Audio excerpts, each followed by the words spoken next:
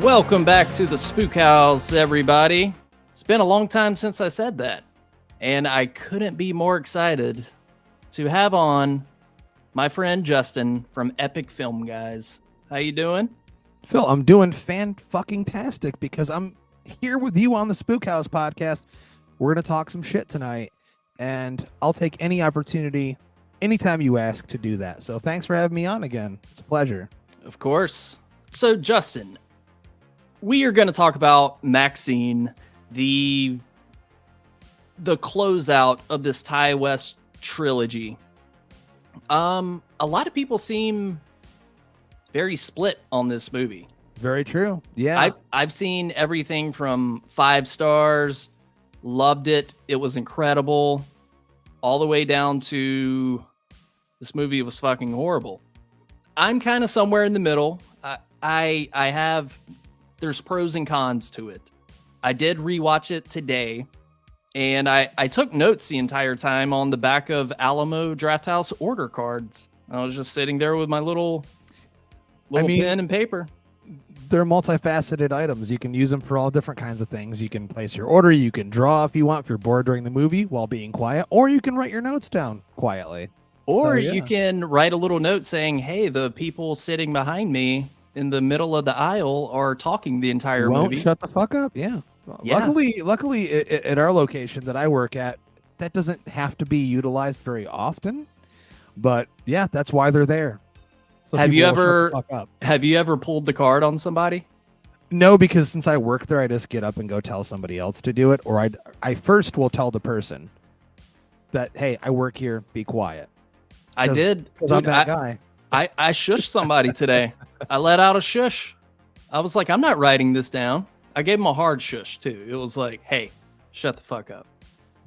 Yeah, I mean, the only times I've had to do that since I host screenings at Alamo and do our horror program and all that, the Terror Tuesday program that I put together for Alamo. On occasion, we get some pretty rowdy guests, and we let them stay rowdy if they want to be. If it's the kind of movie like when I screen Alligator or Chopping Mall or something where people are just having a fun time, as long as they're not like talking. They're laughing at the screen. They're having a great time with the movie. I don't mind that. But if they're sitting there having a fucking conversation during, like, Bike Riders, for example, or, some quiet drama of some sort, I'm like, nah, I'm not even going to waste my time. I'll just go tell one of the floor managers, hey, that, you know where I'm at. Go tell them to shut up. So, but we never, I honestly, I've only seen one time ever where someone got kicked out, and I've been there for 8 years now. So, yeah, they have like a 2-strike policy. I've never seen it myself, but now if we're talking about an AMC or a Regal, Jesus Christ, that's why I pride myself in being part of Alamo and what we stand for and all that, because, man, I'm telling you, I can't stomach going to regular theaters. I mean, sometimes I do, but people are like, I went and saw, what the fuck did I see the other day? I saw something. Oh, when I saw A Quiet Place Day 1, for example, ladies and gentlemen, I have a terrible memory, so that's why I'm sitting here trying to recollect my thoughts.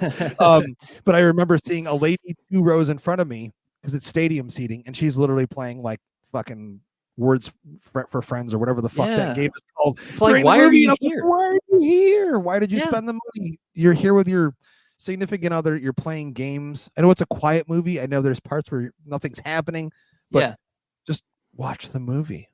I still haven't seen it, but I do remember I watched the first one in theaters, and I was like, wow, this is like the last movie you go to talk through. I have a great story about that one. Yeah, let's hear it. At Alamo. No, I remember this guy, because obviously we have nachos, we have chips at Alamo Drafthouse. Worst idea ever, by the way. But I'll never forget, this guy ordered nachos, and he received them right before the movie started. And then the movie started, and it was so silent, and I watched the guy out of the corner of my eye trying to put a nacho in his mouth to eat it, and he bit down on it quietly, and the whole upper part of the theater just turned and looked at him. Dude, he took it out of his mouth, put it back onto the plate, and pushed it forward. It was like, fuck it. And bless that gentleman. He wasted those nachos for the sake of the crowd, and God bless him for it. Jesus Christ. I just thought it was so funny. And I mean, because that movie's so quiet, you're like, yeah, you could hear a pin drop. You're like, what am I supposed to do here? I just thought it was really funny. I did that with Skinamarink. I was eating a pizza that had like a crispy crust. And that, you know, that movie is just so quiet. I was like, I'm not going to be that guy right now. I mean, dude, even when I'm eating at a theater, not to go off on a tangent on this subject or anything like that, but if I'm eating something that's crunchy in nature, I wait until like an action sequence. Seriously, I don't want to be that guy where it's like a quiet dialogue scene with no blasting music, and I'm sitting there going, I'm like, nope, not going to be that guy. And also, my wife gets super pissed. She'll be like, "You're fucking loud. What is wrong with you?" And I'm like, "I'm just eating my food." Anyways. All right, Justin. So let's jump into Maxine. I kind of want to break this down almost scene by scene, basically, just to kind of figure out exactly why I wasn't that hyped on this movie, especially on rewatch. Have you only seen it once? Only once, my friend. And throughout this discussion, there is good reasoning for that. I do want to give it another shot. I've already pre-ordered the movie on, home video, but I haven't had the time in all reality. But if I had the time, I probably would have done it. The thing is, I've seen the other two both more than once in theaters, and both times I couldn't wait to get back to the theater to rewatch them. And in this case, I kind of left feeling like this wasn't the one that really pushed me in that direction, which was very unfortunate. I felt really upset over it, actually. It kind of hurt my soul a little tiny bit.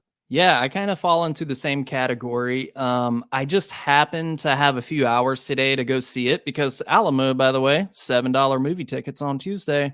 So good rewatch day. So I was like, I'm recording the episode. Let me go check it out again. And this time, even though I wasn't crazy about it, clean slate. I've seen a lot of people that I respect saying that they love this movie. And not that this needs to be said, but I'll go ahead and say it. If you love this movie, great.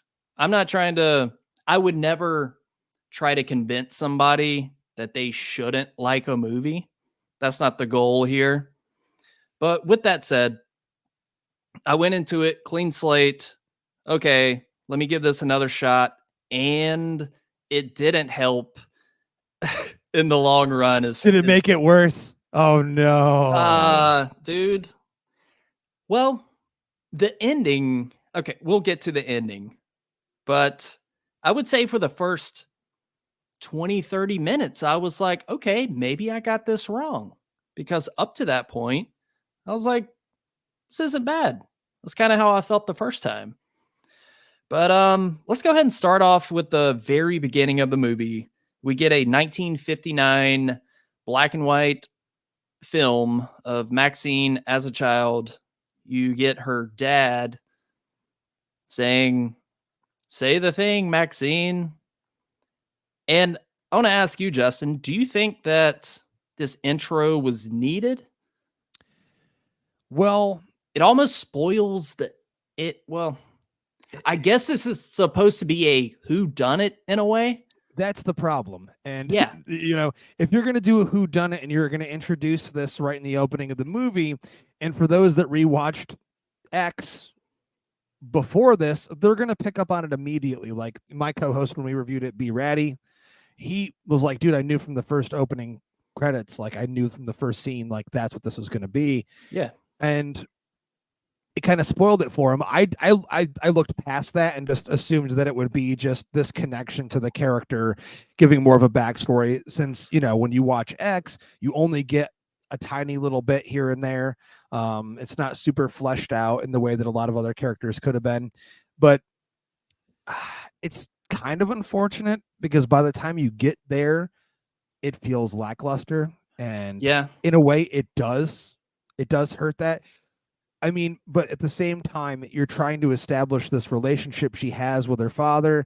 You're trying to establish what kind of drove her to be this really driven person that wants to, she's got a goal. She wants to be a fucking star. Yeah. And what pushed her in that direction? What is her motivation? Rather than just have her have none, could have just been like a surface level thing. So I think Wes was just trying to include some more character backstory and development there, but it may have backfired him in the long run. Yeah, I mean, I thought before I even saw the movie, I was like, okay, well, the obvious thing here is that her dad is the killer or something along those lines. But I was like, that's so obvious. He's not going to do that. Way too obvious for Ty West. Right. So it's like when the reveal happened, I was like, oh, was this supposed to be like an oh shit moment? Or the reveal is just kind of like blah. Yeah, Like, absolutely. I didn't feel anything from it at all. I felt no impact. I literally just turned to B Ratty and was like, so that's it, hon? And he was like, just gave me that face, that nod.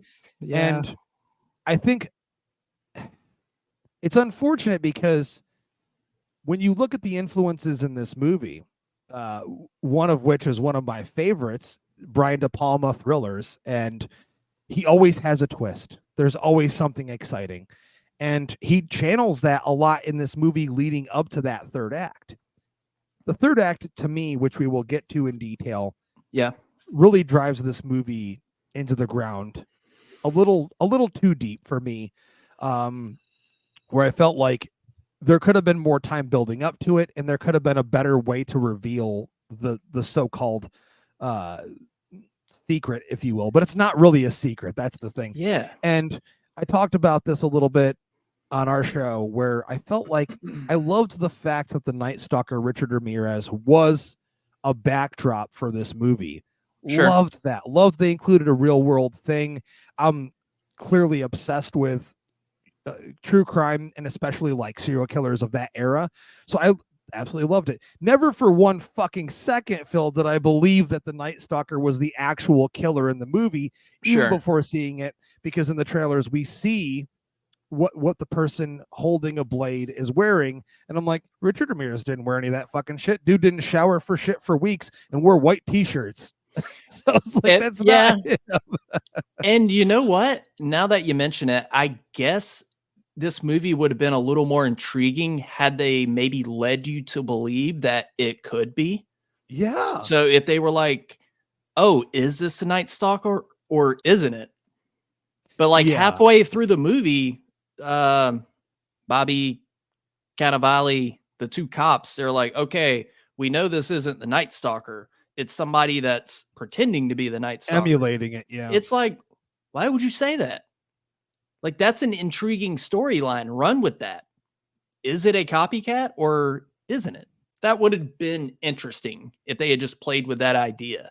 Absolutely. I think that line of dialogue didn't even need to be there, because it's almost like spoon feeding the audience, as if we don't already know Mr. West. We can follow along pretty easily, because that's the one thing about Maxine that I felt in comparison to the other two lacked, was that it didn't have that much depth. It wasn't very complex. It was pretty just straightforward, run of the mill.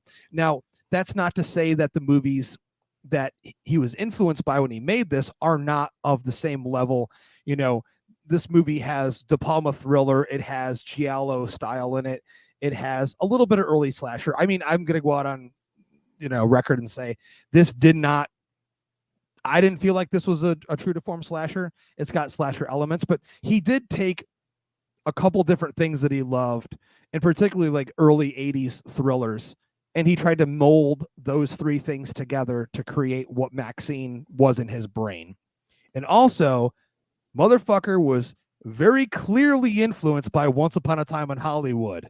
Very clearly. Even the ending, I can see that. The shot of the end, we'll get to that part, but there's so much, and I liked that. People keep calling it a pastiche, and I don't feel that it is. I feel like it's extremely genuine. I don't think that it felt like it was tacked on. This was not like so many other filmmakers out there right now that try to recapture the 80s, and it just feels like this generic thing that didn't exist. This felt like I was at least in the 80s. I don't know how you felt about that. Yeah, I mean, I'm old as fuck, so I remember the 80s. yeah, I have no gripes there with the aesthetic of the movie. It definitely has this grainy, gritty look and feel to it. All the Which, shots with all the neon and the dark alleys and all of that is great. yeah. But I mean, okay, so you have a great setting, you have great cinematography, but the story was just not there. Interestingly enough, I looked this up before we started recording. I half expected that he shot this on film. He didn't. He shot all three of these movies on digital. No way. And yeah, so there's a lot of stuff that he had to emulate while shooting this on film or rather shooting this on digital to make it look like film with like fake film grain and like, you know, that rough fake VHS look for some of the footage and stuff. I know what you mean in terms of story. I think he had so much on his plate after the success of both Pearl and X, both pretty widely received, very well critically by fans. They're both decent successes at the box office, though Maxine's opening was the biggest of the three so far. I feel like there's a lot of pressure on a filmmaker like that since he hadn't written these out ahead of time. He never had like, I'm sure he had like an outline, but he didn't have all three movies written as a trilogy, like, you know, how like the George Lucas Star Wars thing. Like, well, this was the story and I just cut it up into three parts because it was too long. I think he came to what he was going to do. I think he said he started writing the first draft of this while on post-production of Pearl. So, Okay. yeah. Yeah, I almost think that, okay, so they shot X and Pearl basically back to back, and they took kind of a long break before shooting this one. I think that kind of hurt the movie a little bit. Kind of reminds me of, I mean, Halloween Kills is not an amazing movie, but Halloween Ends sure as shit isn't, or in my opinion, a great movie. It feels like something was lost in between production time there. So I'm so glad you bring this up, Phil. I'm not sure if you saw it or not, but the Hollywood Reporter, did you see their recent article, their countdown of the top 10 best slashers of the last decade? No, I didn't read it. And they listed Halloween Ends as number 2. Whoa. Yeah. Okay. They did. They put X as number 1, and I was like, okay, cool. You put a Ty West movie at number 1. I love X. I don't know if I'd put it at number 1, but based on their list, possibly. But I was like, whoa, okay. And I get it, man. People love their Halloween Ends. I know. I'm not one of them, but I feel like that one is I wouldn't say Maxine is anywhere near that level because I know a lot of people that are in the middle on it too. And I feel like Ends is definitely that one where it's like you love it or you don't like it at all. I felt like, at least. Yeah. Yeah, it's nowhere near as controversial or blatantly what the fuck, what is this as Halloween Ends. But moving along through the movie. Okay, so the opening scene here. I think that this is one of the best moments of the movie, her audition. This is one of the few times, in my opinion, that you see Mia Goth channel that same charismatic actor that she was in Pearl and X to some degree. But yeah, this audition is great. I love everything about it. Yeah, solid opening. And very solid. I would say it's probably one of my favorite moments of the movie. I mean, yeah, it's fun. It's a great acting moment. When you go into these movies, you already know you love Mia Goth as this character, as long as her as Pearl. So you're just there you're really there for her, to be honest. Let's be clear. That's a huge reason why you're here for this movie. And her audition rules. And then the moment that she leaves the studio and she's like, y'all don't even need to go in there because I just killed that. And like pisses off all those other girls, gets into her fucking Mercedes, drives off, and then peels out, driving like an asshole. Yeah. The needle drop, which, mind you, my friend, I did not give a shit. I loved every needle drop because the soundtrack in this movie was amazing. Not the score per se, but the soundtrack where all the 80s songs, loved every single one of them. I loved how they were used just kicked fucking ass, man. So it has a great forward thrust of energy right in the opening, and it's fun, and it feels like, and that's the one thing I'll say throughout this review, and I will continue to praise this movie in that sense, is it feels like an 80s movie, and I think he captured that perfectly. I mean, if we're talking about quality in the third act, quality here or there, pinpoint it, a lot of 80s movies had the same problem. Not that I thought that he did it directly on purpose, but I mean, if you're going to compare, it's a thing. Yeah, going back to, so I saw the Alamo had a early screening. Well, not an early screening. They showed X, and there was a sneak preview of it was Maxine. 7 minutes. Yeah, 7 minutes or something. Yeah, so it was the opening scene with the black and white footage, and it was the audition scene all the way up to where she drives off, and you see the Maxine license plate. And first of all, I was like, that's it? Okay. Could have done a little more than that, A24, but whatever. But that kind of planted the first seed of like, ooh, I hope I end up liking this. Just because the way she walks out of the audition and she's like, yeah, y'all might as well just go home. I fucking crushed that.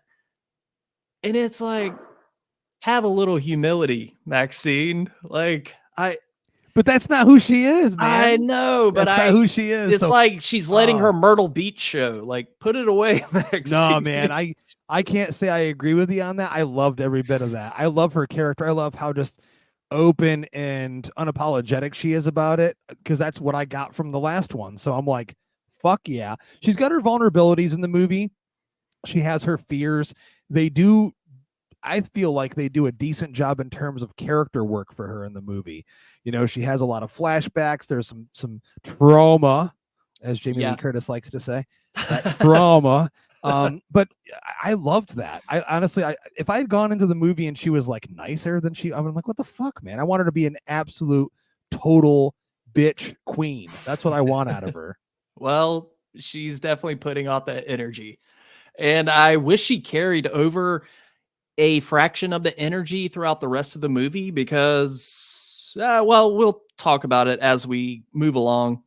Okay, so Maxine tells all the ladies auditioning to fuck off because she nailed the role.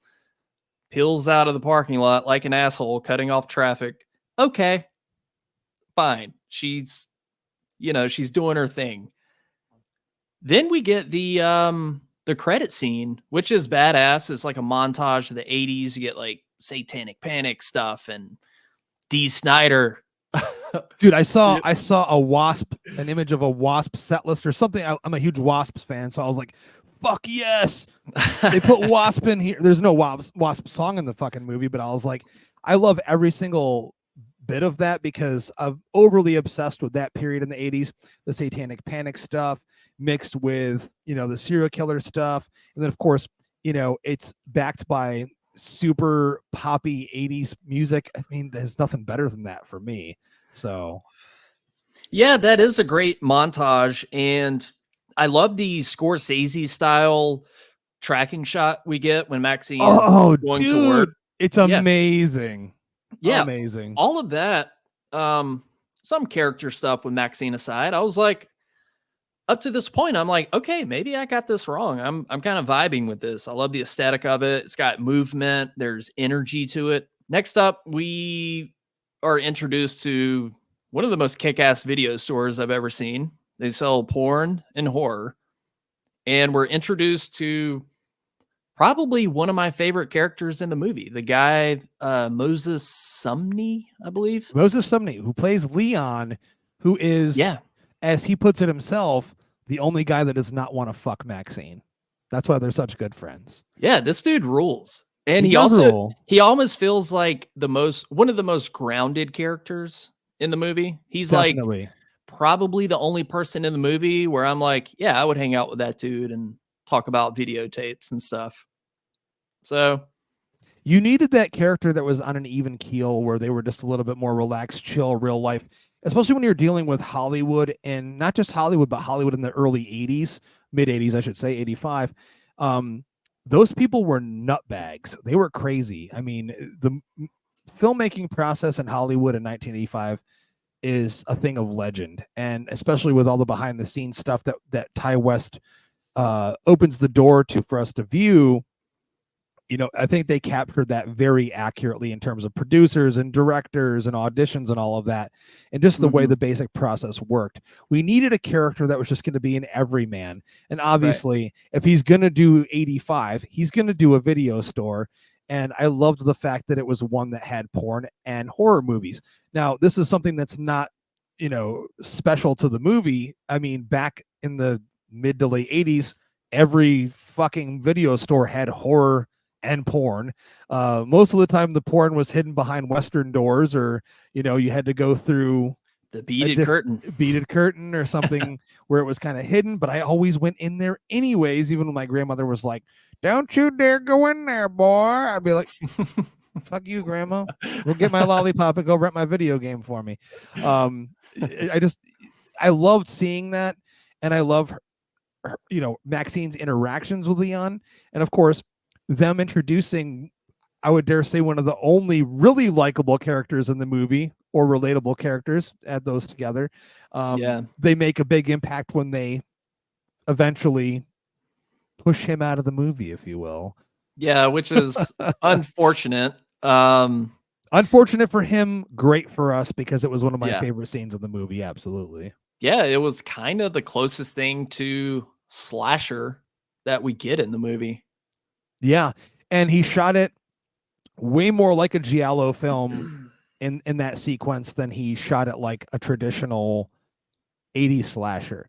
If you compare like a traditional slasher from that time period to that scene, it was slashers were way too quick.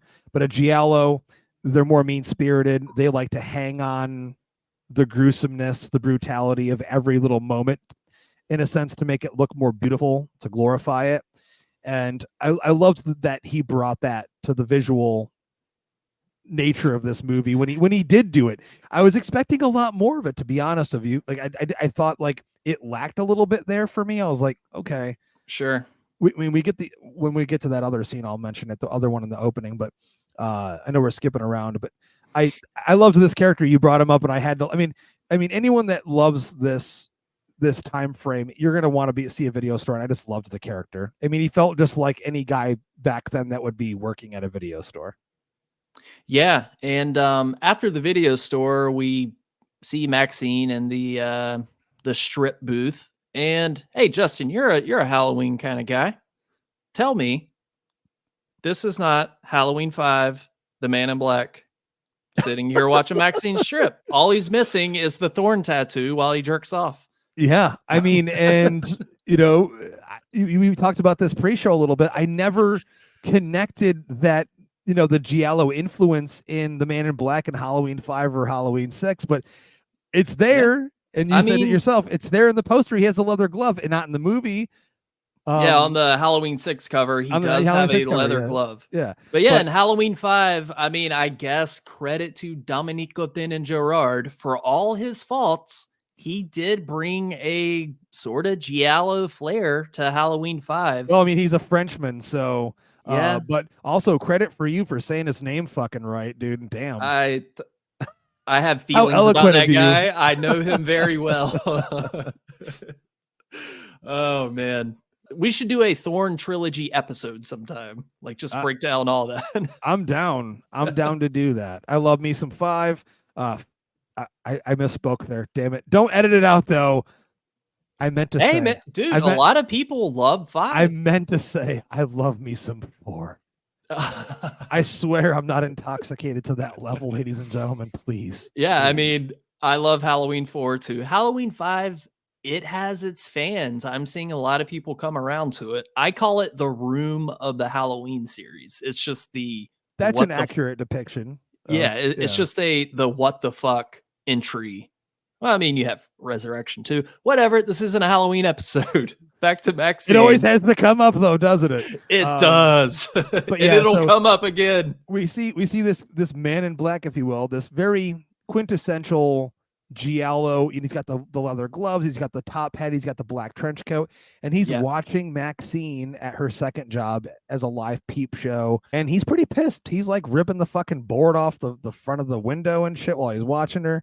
And then, you know, she leaves, and they basically, I think it was her friend Tabby was like, hey, we're going to this party that the other Halsey. that her other friend had mentioned that she was going to go to, but Maxine once again declines and says, I'm not doing that. She's like, I'm busy. I got this movie. That's what I'm doing. Yeah, that was Halsey, right? Yeah. Yeah. And she's in the movie for all of 5 fucking minutes. Her and her not great New York accent. Yeah. I'm going to a party up in the hills. Oh my God. It's like, I was really curious what she was doing there. And also I was like, okay, you're not in the movie very long. Cool. Fine with me. Next, we have the Buster scene. Maxine's walking down a dark alley. She's trapped at the end. Homeboy breaks out the switchblade. Justin, what did you think of this entire scene? I mean, aesthetically, it looks good. It's gritty. I mean, she stomps on the guy's nuts. And loved it. I honestly loved every single second of this, because it makes you question what's going on first and foremost. I mean, by the end of it, it's very clear. Oh, this guy isn't the killer. This guy isn't the same dude. This is just some random guy. But it accurately depicts what LA was like during that time period. And it felt like a very strong reference to Fade to Black. There's a couple of references to Fade to Black. I'm not sure if you've ever seen Fade to Black. I have not. Okay, so it's definitely up there for me in underrated early 80s slashers. You know, there were a lot of actors that were trying to get themselves out there that would just dress up as classic Hollywood movie characters, and some of them were dirtbags. It also reminded me of the movie Angel a lot, because in that movie we see a couple actors on the streets hanging out with prostitutes, where they're dressing up as like Charlie Chaplin, things of that nature.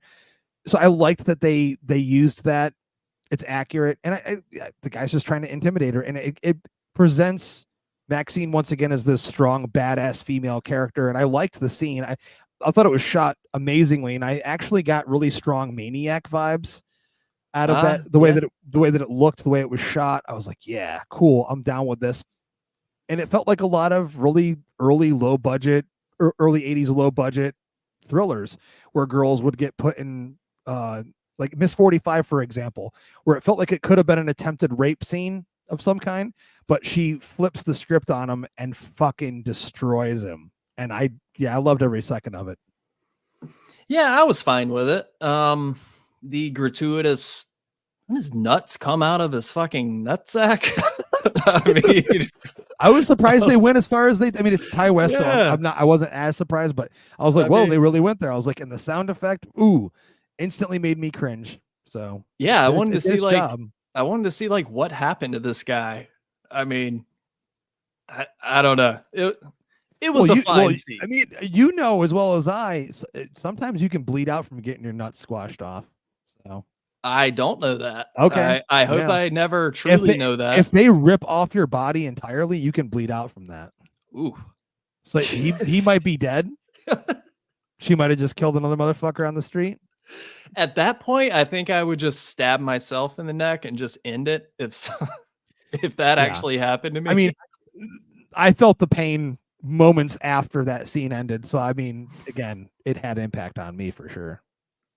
Yeah, so after that, we are introduced to Kevin Bacon for the first time in this movie. He's sitting in the cab. The man in black is sitting in the back. I think this is my favorite scene of the movie, the head cast scene, where she's getting her head casted in the special makeup effects room. Yeah, this was my favorite moment of the movie because that's very interesting. Yeah. I mean, I loved the scene, and also Sophie Thatcher in the scene. So I was all about that. Love Sophie Thatcher from Yellow Jackets. Love seeing her pop up. She's going to be in Heretic coming out later this year as well. Have you watched Yellow Jackets at all? I have not. Okay. No. So she is brilliant in that. She was in The Boogeyman last year, my least favorite movie of the whole year. But I have nothing against her for that movie. Hey, everyone has to get out there, and she was okay in it. Hey, I didn't think it was that bad. Okay, well, I mean, that's another discussion, my friend. But no, loved this scene. Amazing behind the scenes, and you got to see some other horror props laying around. Like I thought that was really cool. And then, of course, the trauma that interplays here in the PTSD of her feeling suffocated by her memories and it overtaking her and her just basically freaking out. Yeah, it's a great scene. Yeah, there was a great sense of claustrophobia. It was creepy. It took its time with the dolly shot zooming in slowly with the sound of the timer behind it, intercut with scenes from Pearl. I don't know. I just felt like, and my favorite part, the little gooping off part. Oh, yeah. Very like body melting. Yeah, I just thought I wanted more stuff like this. This just felt creepy, kind of uneasy. But I just appreciated that moment. So Maxine receives a letter saying, hey, meet me at this place. And we are introduced to Kevin Bacon for the first time. Truly introduced to Kevin Bacon. And I gotta say, Justin, I kind of hate this fucking character. Oh my God, how dare you? I don't hate Kevin Bacon, but the whole like, well, come on in here. Have a seat, Maxine. It sure is a fine view up here. It's like, dude, I loved why every single second of it. So we're definitely not going to agree on that. I loved what he did with it. It felt over the top. He's chewing scenery like it's nobody's business. I don't know what accent is that supposed to be, like deep South accent, like New Orleans or okay, New Orleans. That's what it felt like to me. And I haven't heard him do anything like that, or rather seen him do anything to this level of cheese in a long time. And he's having so much fun on screen, and the chemistry that he has versus Mia in these scenes, it's fantastic. So I liked having that cheesy element. And of course, it once again perfectly captures the era of what these movies were like in 85, 86. So I was all about it. But I get it not working for some people. I was literally enamored by him in the entire movie. He's honestly my favorite character and my favorite performance in the entire thing, aside from Mia back as Maxine. Yeah, I think had he just been like a cameo kind of character, say he has one or two scenes, it would have worked well. Like, oh man, did you see Kevin Bacon's bizarre fucking performance in this? And then he just dips out of the movie. But to have him in the movie for as long as they did, I felt like they wasted a lot of time with him with this sort of cat and mouse thing. It's like, so what is his motivation for like filming Maxine and being on her case so much? You were hired to find Maxine. You did that. You dropped off the videotape. Why are you continuing to like terrorize her? I just didn't understand his motivation or why he needed to be in the movie so much. He's, to me, it was just a sense of he's a sick slimeball PI. And it's just one of those caricatures of what those characters used to be in movies. And I think Wes just used,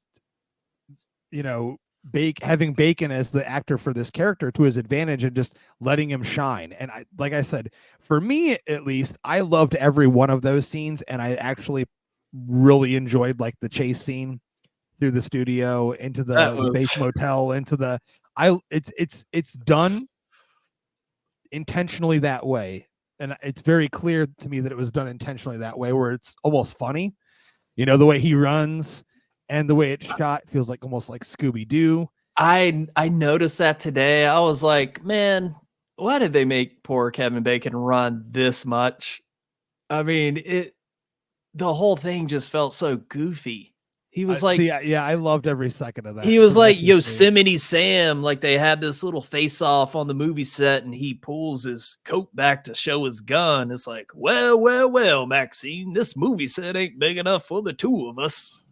I don't know. Maybe some people like it for that bizarre over the top factor. Absolutely. It just kind of took me out of the movie a bit. but I digress. No, I mean, I feel like if you're looking at what he's trying to bring to all three of these movies, and I guess if someone did want to use the word pastiche, I mean, I myself would not. I feel like he accurately represented each era that he was trying to replicate or homage rather in all three of these movies. I think he's just being the fan that he is, and much like a Tarantino, he approached the movie in the same way. Like, well, if I'm going to make this movie and try to do it in a genuine fashion, having these elements in there fits perfectly within this world. So I'm glad there were moments of levity, and it wasn't just straight serious dark shit the entire time. Like, there was some cheese in there, there was a couple humorous moments here and there, and I actually really appreciated that myself. So Yeah. so when there's a little tongue-in-cheek campy moment in the movie, I'm like, bring it on, dude, cool. But I could understand it, you also like it not working for you.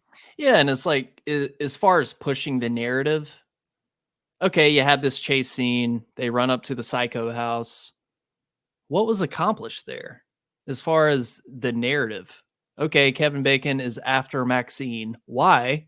We don't really know. Yeah, it was kind of fun and wacky, but it just left me going, why?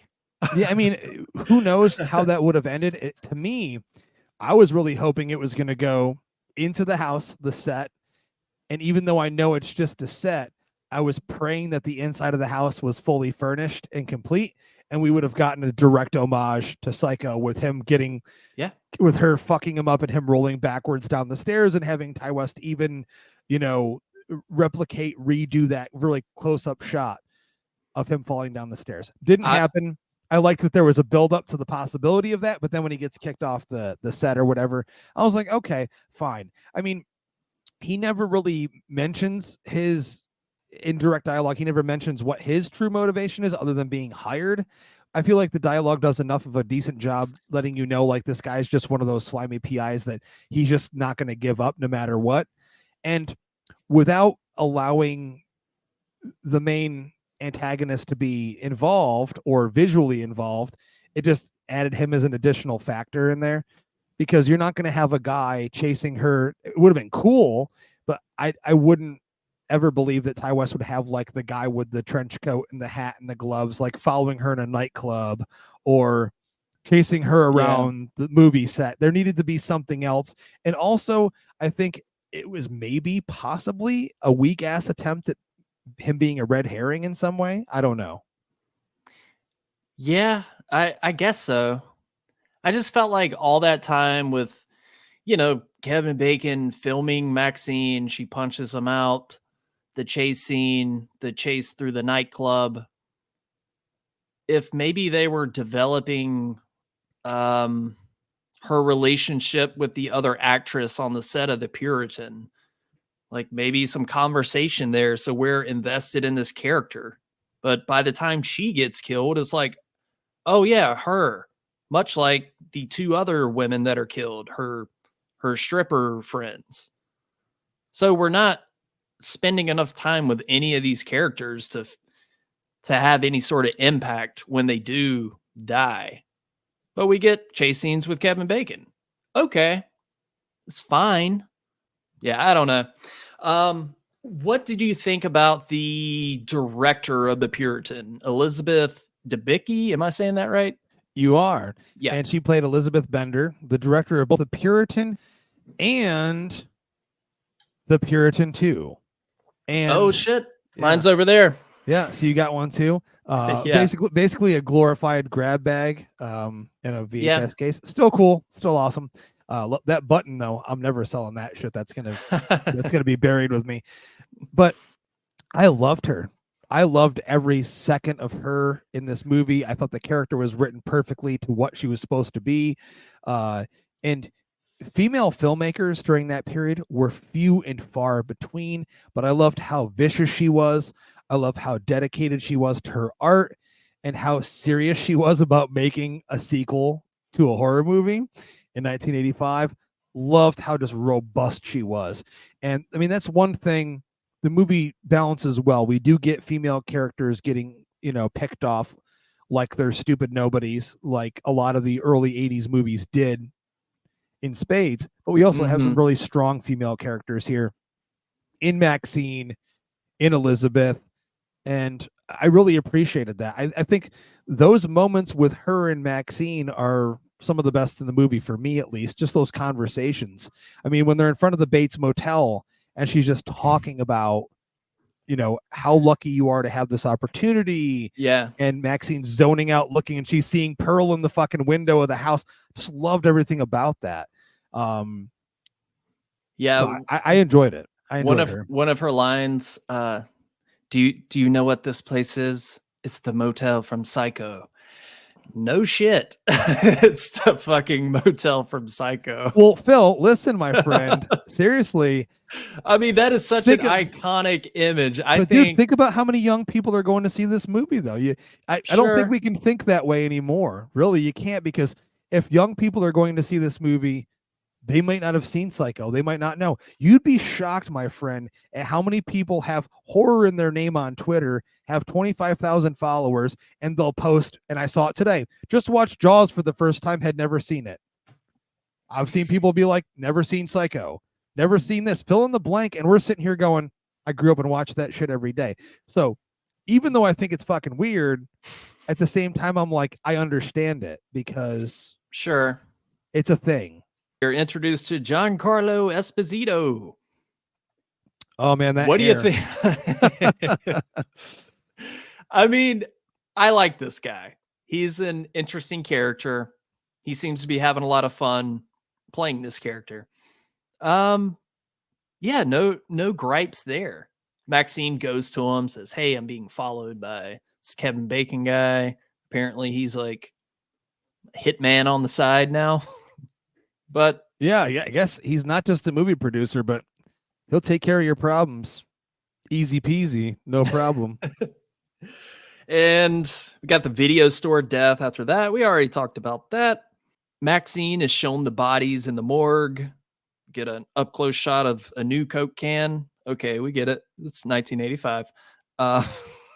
That may be the most gratuitous inclusion that he put in there. It'll be like the super close up of her handing her a new Coke. I'm like, okay, you may have almost crossed the line there. But listen, when Stranger Things did it, they re-released New Coke, and I bought that whole fucking set and drank it. And so I can't complain. Listen, if you're going to put New Coke in a movie, fine. How many filmmakers are going to put New Coke into a movie, Phil? That's the question. So the fact that he did it on the nose a little, but you know what? Who cares? And then we're introduced to the actress on the set of The Puritan. They have their Scream 3 moment where Randy Meek's sister is like pops out of the trailer. I mean, this is like beat for beat, almost Scream 3. And this whole scene just feels bizarre to me. Like the introduction to this character. It was at this point where I noticed that Mia Goth, in just about every scene for the last 20 to 30 minutes up to this point, she's just very sleepy, or there's supposed to be these moments of high energy, and she's just like speaking with Elizabeth Debicki, the director. She's like, "Are you prepared to do whatever it takes to make it in Hollywood?" And she's just like, "I am." It's like, put a little pizzazz on it, Maxine. You're a cokehead. Wake up.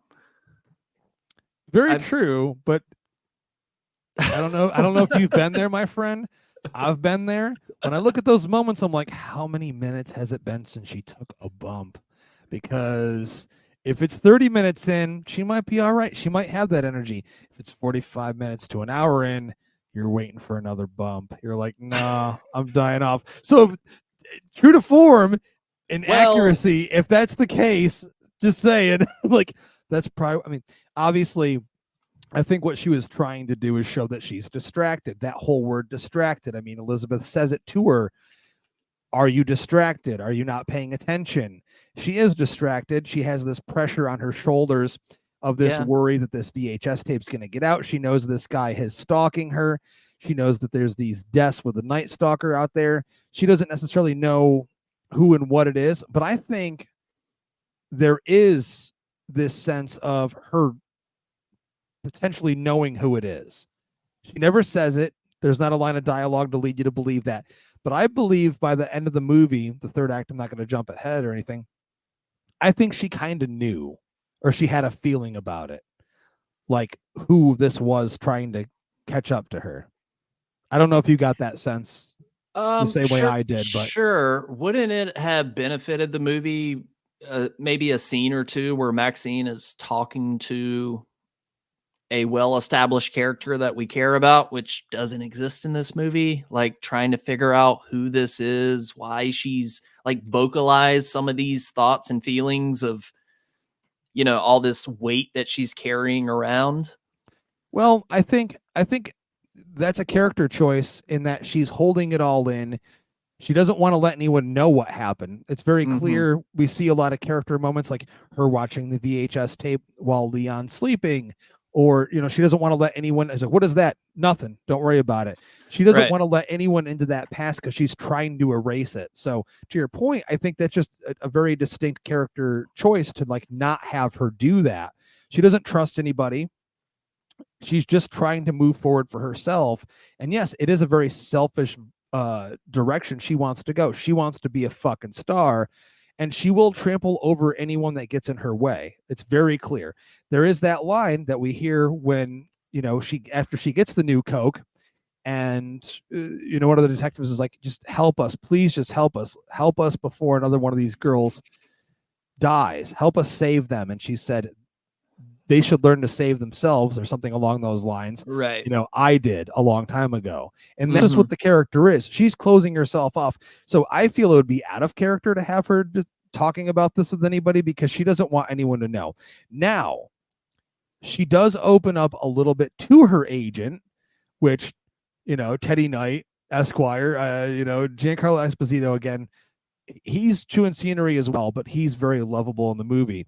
I feel like she does the most opening up to him, because she feels like he could potentially protect her. And I think that's the whole reason she gets in with him. But other than like her telling him someone's stalking her and she needs it taken care of, she never really gets in depth about the problems. Just like, hey, I might have fucked up in the past, kind of thing. Right. Yeah, and that kind of leads us to the nightclub scene where Kevin Bacon is still stalking Maxine. But wait a second, Giancarlo Esposito is waiting for him outside. And I did love the baseball bat whacked to the back of the head by Young Rock. That was a good. Oh, that is who it was, wasn't it? That's right. Yeah. That is. I was going to say he looked familiar. Yeah. I never saw that. I've seen clips, and I can't believe that that's a show, but okay. I did love this nightclub scene, and a very, very clear homage to one of my favorite movies of the 80s, which is Body Double by Brian De Palma. They even play, I mean, dude, they fucking play the song. I mean, I was like, dude, yes. They play the Frankie Goes to Hollywood song, and I was like, it's a different version. It's Welcome to the Pleasure Dome. It's a new remix version, but that's the same scene that we have in Body Double, where our main character is in a nightclub, and it's basically a music video within a movie. And I was like, yes, he did it. Because the movie, I'm not sure if you've ever seen Body Double or not, Phil. I have. Yeah. There's so many parallels to this movie.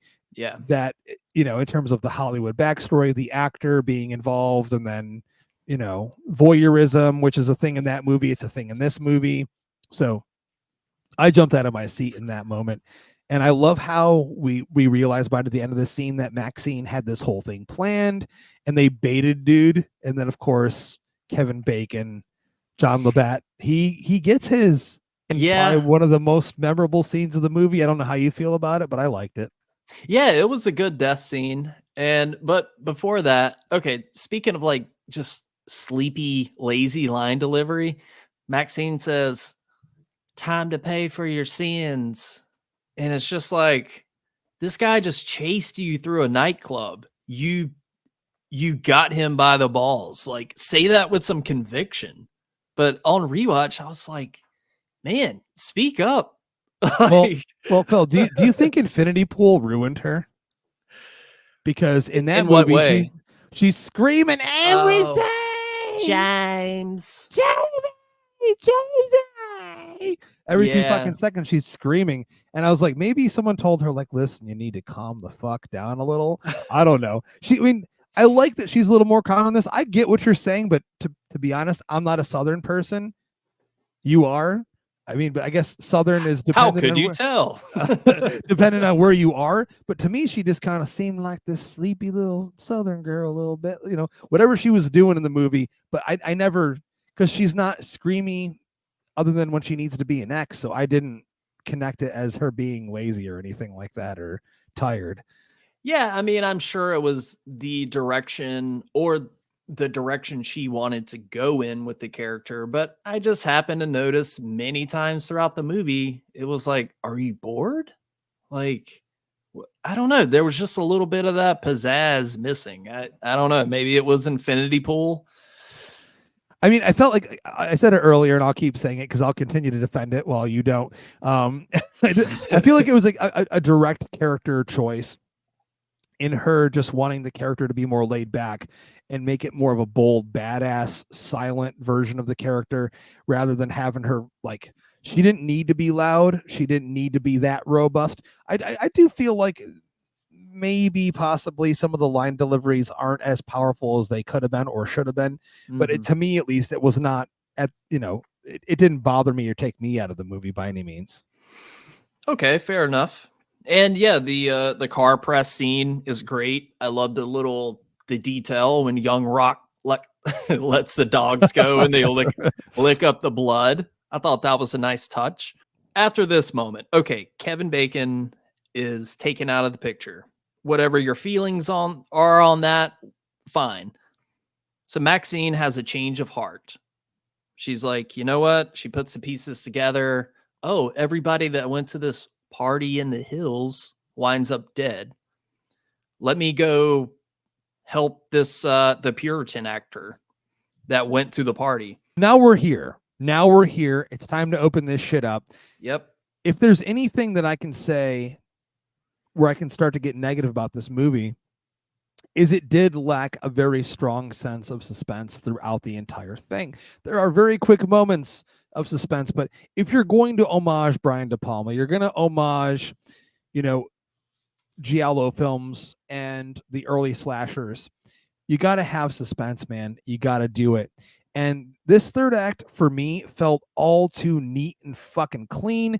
As soon as she looks at that note, like that invitation, like, oh, here's that address, the movie jumps forward. It skips a beat forward, which I felt like there was something missing in between there. Even though story and character wise, I can't fill in the blank and be like, well, it should have been this or it should have been that. But as soon as Kevin Bacon's character is dead, she goes home. She's watching shit on the TV and she's like, oh, I just have to do this now. So immediate change of heart is an instant character change. And then she just goes on this journey up to this house. And I'll say this, I loved the build up.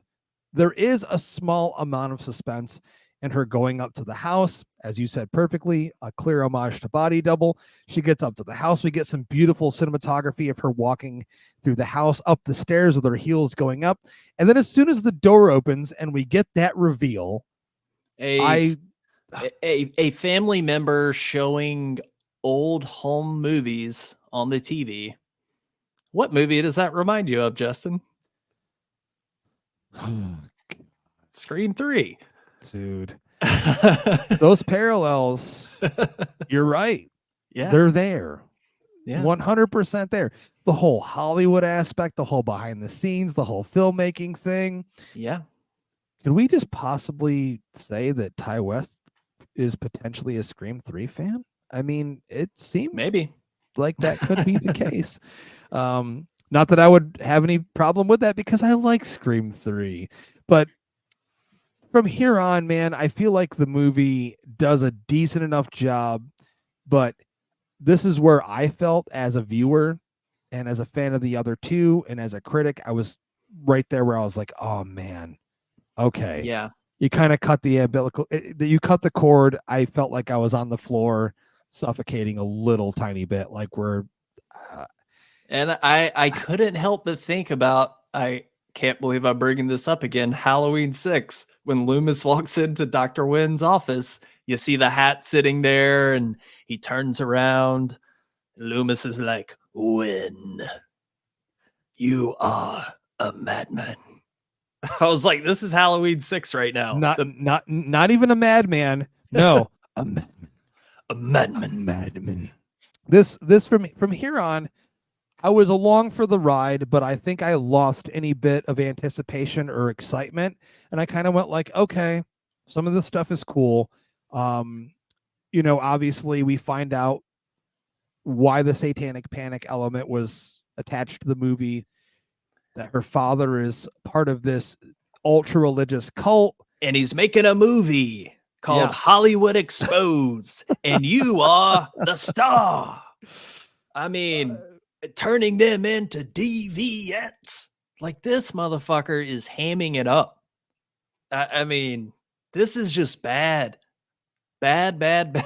I mean, honestly, so I liked him in the movie. I liked how much he was hamming it because it felt very true to form to what those people were like.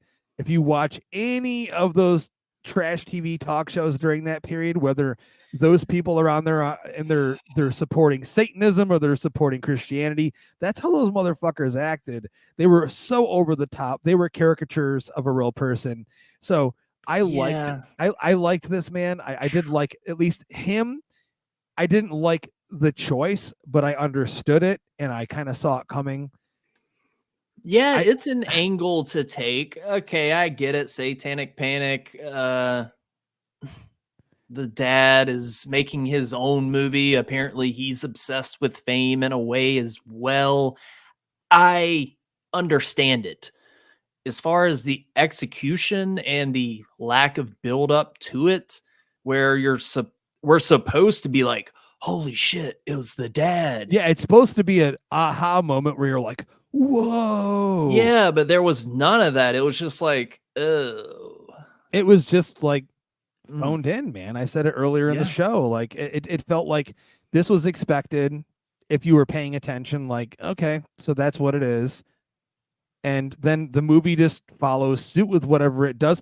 There is a fantastic shootout scene, which I loved. And I loved that he put in like another homage to one of his favorite things from the early 80s, like squibs, amazing shootout, lots of machine guns, people getting blown away, lots of blood all over the place.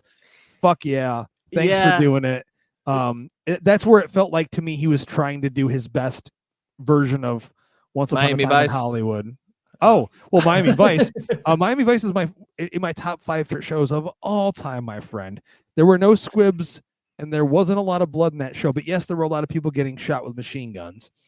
But I loved that it was just, a big shootout scene over the top. If you're going to go there, go with it.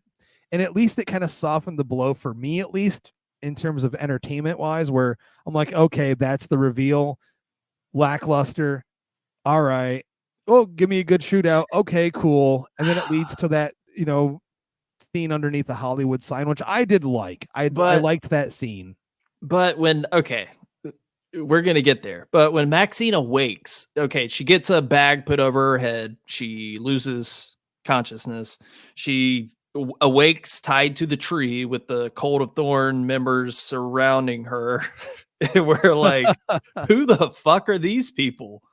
And it's just, I don't know, man. None of it worked. And then, the cops show up and there's a shootout. I like the stabbing through the nose with the knife underwater. I mean, as far as the death, okay, that's cool. But I don't know. All this was just like so corny and out of left field. And had you build up to it in some way, sure, I could give them a little more of a break. But it just kind of felt like Ty West said, hey, how should we end this movie? I guess this works. Let's do this. Right. Miami Vice shootout. Let's go. It felt true to what he was trying to do. So I appreciated it. Again, it's his vision. So I can't look at it and go, well, it should have been this or it should have been that. You could look at other potential opportunities or ideas where it might have worked better than this. but it's very clear this is what he was trying to capture.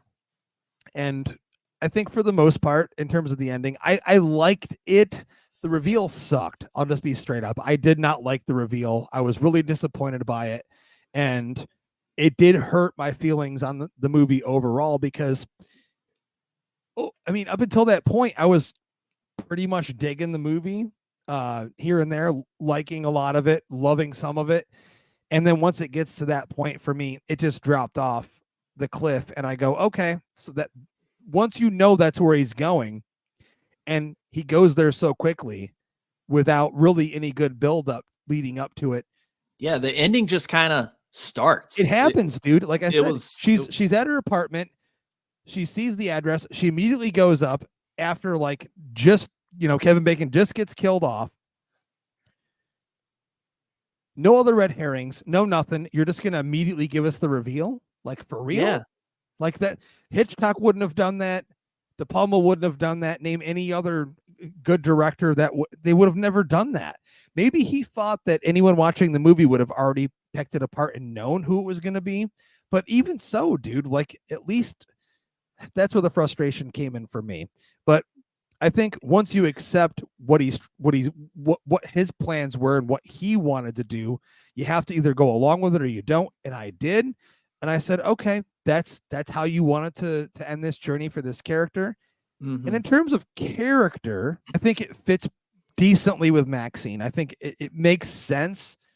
It's just how he got there wasn't the best way, if that makes any sense to you. I don't know. Yeah. And that's why I was saying earlier, like all this stuff with Kevin Bacon, which ultimately added up to just a death scene. It didn't really push the narrative along at all. All that time we spent with him could have been devoted to building up to this moment.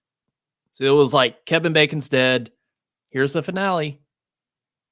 So, or I mean, again, not for me to say what he should have done instead of what he did do, but thinking about even continuing to include that Man in Black character along with Kevin Bacon. Who knows? Maybe if he was at the nightclub and other dude was out there stalking somewhere else, or because that imagery was so strong in the movie, and we don't see a lot of it. We see a little bit of it here and there. It would have been awesome to see a little bit more of that. And it would have been cool had they actually tied in the Night Stalker stuff to make it feel like it could potentially actually be really a thing that, sure. I mean, we have dialogue early on when with some of her coworkers are like, yeah, that Night Stalker thing. Yeah, you got to be careful out here. And it's like, yeah, that's true. I mean, but in LA in 1985, if you were a sex worker or you were a stripper or you were even a young actress, or you were nobody, just an attractive woman walking down the street on Sunset Boulevard, there's potential that you would get raped, killed, murdered by anybody. It didn't even matter. Sure. You had to be careful back then. I think he captured that sense of danger, but there should have been more. I wanted more from that. Yeah, so you mentioned the chase up to the Hollywood sign. I noticed, okay, the two cops in this movie, they're essentially, out of, all the characters in the movie, we spend the most time with them, and both of their deaths are off screen. It's like homegirl just comes out of the bushes, stabbed through the eye, and comically rolls down the hill. And it's okay. All right. Okay. All right. Bobby Cannavale, he was shot. How was he shot? What happened before that? We don't know. She just came up there, and it's like being shot definitely bothered me. Her getting that to the eye and rolling down the hill, I literally laughed out of my I jumped out of my chair and laughed out loud. Yeah, I was like, it's so ridiculous. And Maxine has this final moment with her dad where they say the thing together. I won't accept the life I don't deserve. Yeah. And well, first of all, the cops had the light on her in the helicopter. She would have been arrested after shooting him in the head, but whatever. Suspension of disbelief. How dare you provide real world logic to a movie such as this?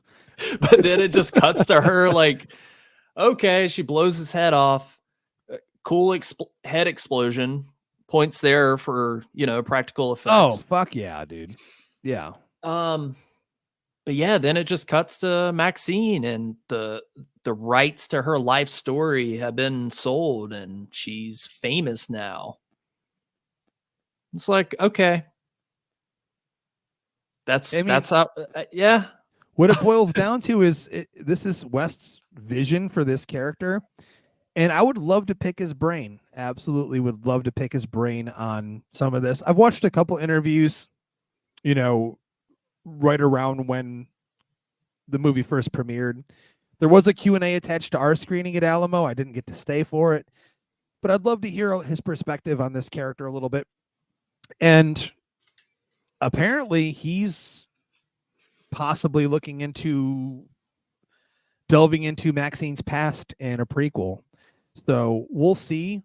I felt like by the end of this thing, in terms of character, in terms of character arc, everything else, to me, it wouldn't make sense to continue the character.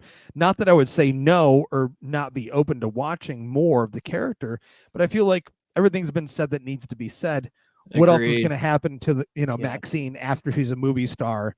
What are you going to capture, the 90s? I don't know. Yeah. Sure, if you wanted to do it, I would watch it. You'd be the guy to do it. But I mean, personally, being such a big fan of Mia Goth, I think it's time to put this character down and move on. Sure. Yeah. Absolutely. I mean, there's not a whole lot else you can say about it. And also, I don't know about you, and this is just speaking out of school.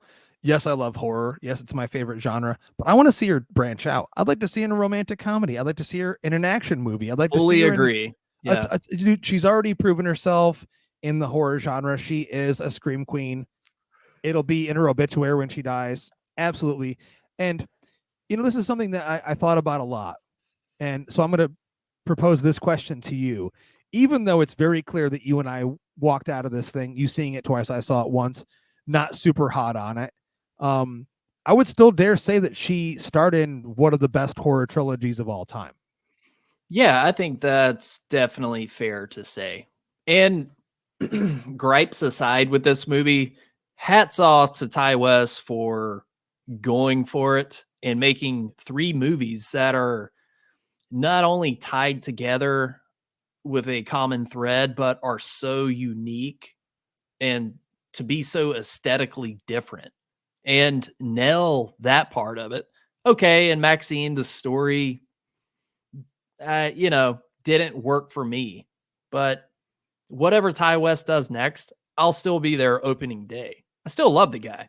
And I hated that this was the way I felt about it. Well, also for a little reflection here, and I'll give it to you. I'll be that mirror in front of you. You didn't hate the movie. You didn't hate it. You didn't walk out going, that was the biggest piece of shit in the world, because upon that reflection, there's so much that went into this movie to make it what it was. And it is a well-made movie at the end of the day, I should say. Will it work for everybody? No, but it's not a train wreck by any means. I think that the script could have used some work. I think the movie itself could have used an added edit. I actually think the movie could have or should have been longer. I would have wanted more. There's so much more you could have done with it. Yeah. Who knows why those choices were made, though? I can't say it's a well-written movie just because the last half of the movie, there's not a natural conclusion. It just starts here and then there's the ending. I feel like I would say the first 2 acts of the script are solid. I think he just maybe, jumped the shark, because he clearly did, on the 3rd act, and he pushed forward, and I don't know, maybe it was just a rainy day and he said, I've got it. And he wrote it down and no one told him no. And he didn't ask anyone else's opinions. I don't know. But I would still say overall, the movie, when you compare it to so much of the other shit that we see, my friend, that we have to review, that we see come out in the genre, that we see outside of the genre, the guy writes his own shit. He directs his own shit. He edits his own shit. The guy is an auteur. make no mistake, I still have to have deep appreciation for it. And I still liked the movie. I still would say my rating is it's a good movie. I didn't say it's a bad movie. It's good. Not every movie is going to be amazing masterpiece, as a lot of the film Twitter world, or, the world we live in now is either it's an amazing movie, it's one of the greatest movies of all time, it's the scariest movie of the decade, or it's a piece of shit. I fucking hated it. It's garbage. And I this is the first movie in a long time where I actually felt middle ground on something, where I was like, I just thought it was okay. I thought it was good.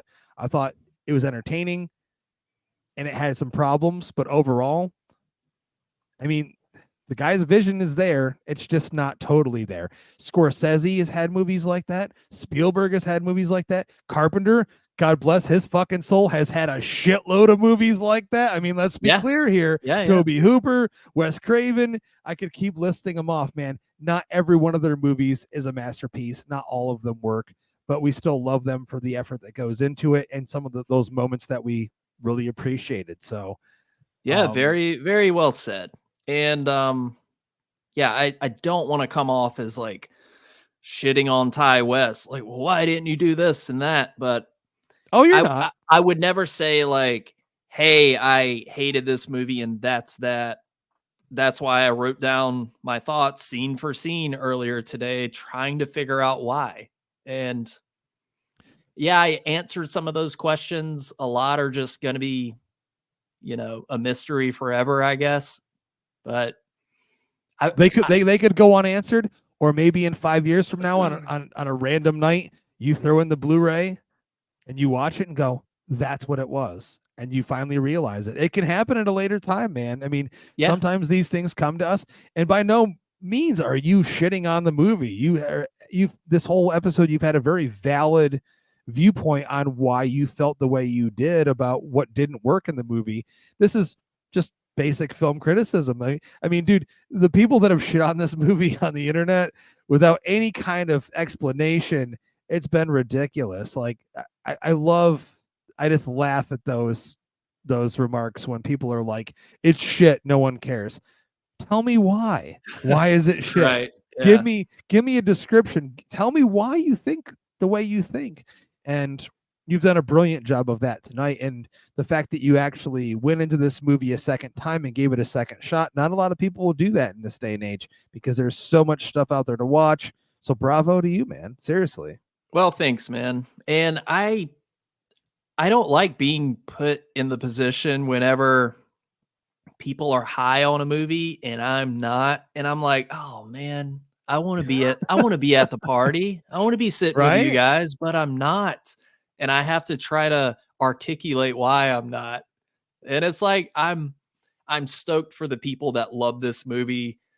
Like I said earlier, would never try to take that away from you. But who knows? Maybe down the line, I'll watch it again and be like, hey, I enjoy this.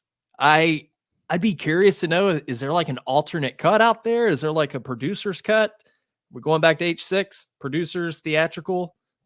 I don't know. I mean, if we're going to keep bringing up Halloween movies, because that's just what we do whenever we get together. But listen, man, the same shit you're saying right now is what I said about Halloween Kills. I would probably never say that about Halloween Ends, but hey, maybe in 15 years if I'm still alive. But there's always opportunities for us to come around on movies, see them through a different viewpoint. And even if we don't end up loving them when we didn't love them in the first place, we may see something else there that we appreciate. And I mean, film works different ways to us at different parts in our life. So very true. And also, there is a lot of expectation going into this movie. And I think that's got to be a fair assessment here, that I loved Pearl. I loved X. So you're going into the third movie in an installment that's supposed to be part of one single story. Yeah. There's always going to be a weaker installment in a trilogy. It's just a given. Every single trilogy has one. So I was guess, hoping this would be the one time where it's like, man, Ty West did it. Look at that shit. And a lot of people feel that way. I wish I felt that way, but I don't. I don't either. For reasons disclosed. But, it is what it is. Props to Ty West. I can't wait to see what he does next. I think he should move away from this series at this point. Like, go do some other stuff. Yeah. I mean, he's made A24 enough money at this point with these. This was the biggest opening out of the 3 that he's done so far. And not that I would want to see him do a modern movie in terms of, a modern, like, 2024 movie that takes place in 2024. The guy just knows how to capture a different era. And yeah, I would just like to see him do anything, make a monster movie. I mean, there's so much other shit that he can do. And I like that these movies have allowed him to have that opportunity when, for a while, before he put X out, where's Ty West? Yeah. Where'd he go? What happened to him? And now he's back and he's one of the biggest names in the genre and he's crushing it. So all the power to him. I'll always look forward to what he's going to do. What would you like to see him do? Nightmare on Elm Street remake?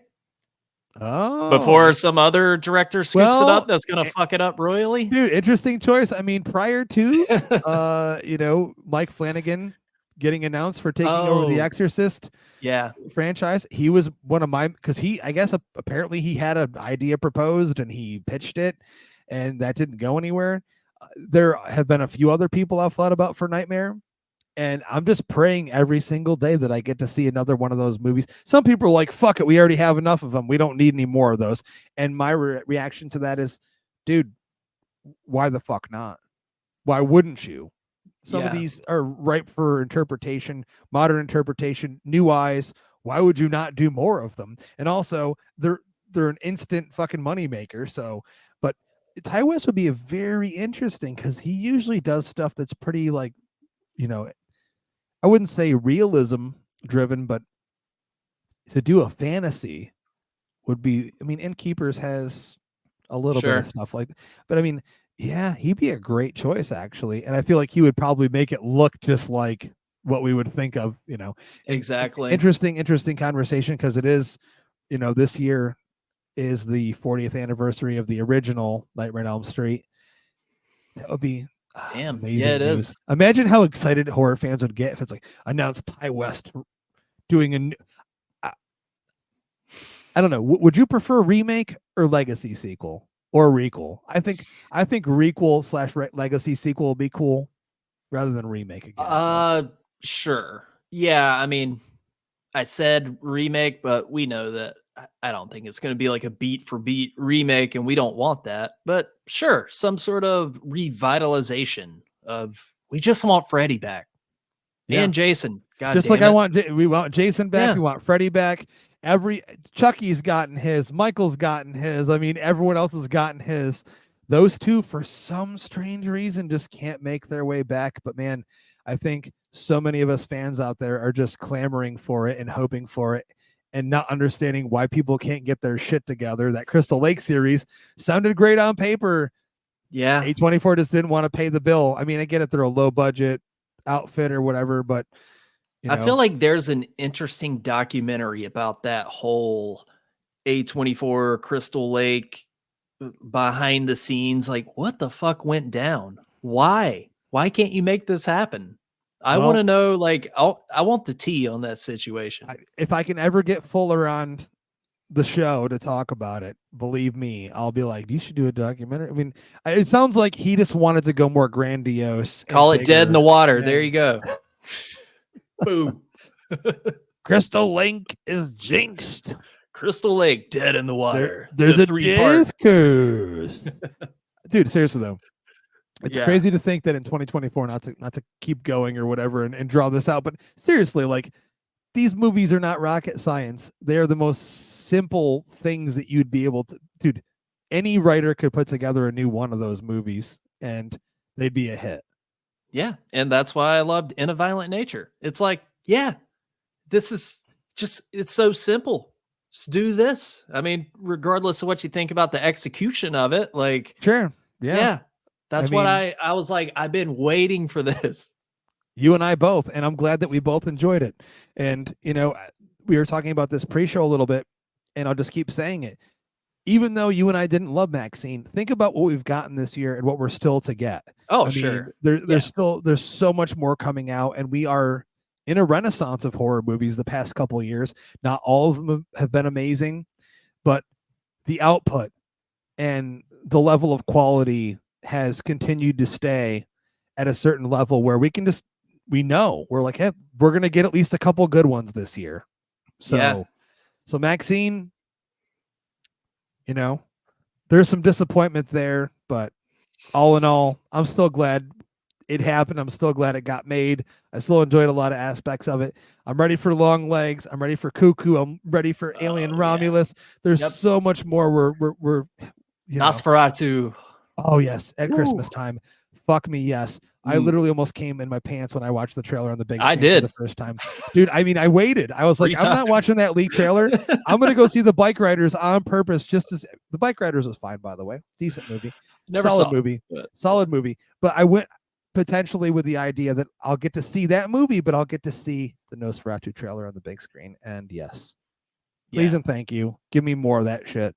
Yeah, can't wait for that one. But you know what? I'm glad Maxine was made, because it gave me another excuse to invite you on. It's always a pleasure to have you on, Justin. So thanks so much, dude.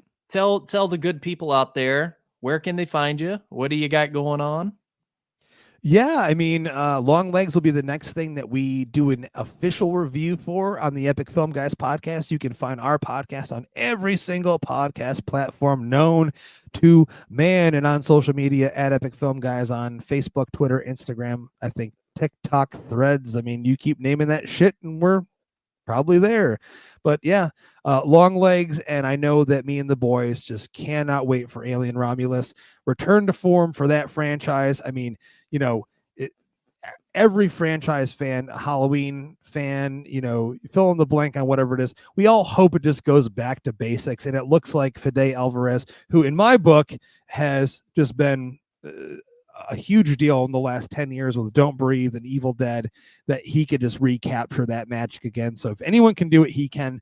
So that's the big one for us. So look out for that review as well. Hell yeah. Yeah, guys, go follow Justin at Epic Film Guys. Truly one of my favorite horror podcasts out there. Justin, thank you so much again for doing this.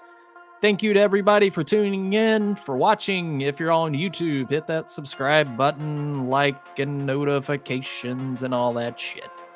All right, Justin, thanks for joining. I'll catch you all on the next one.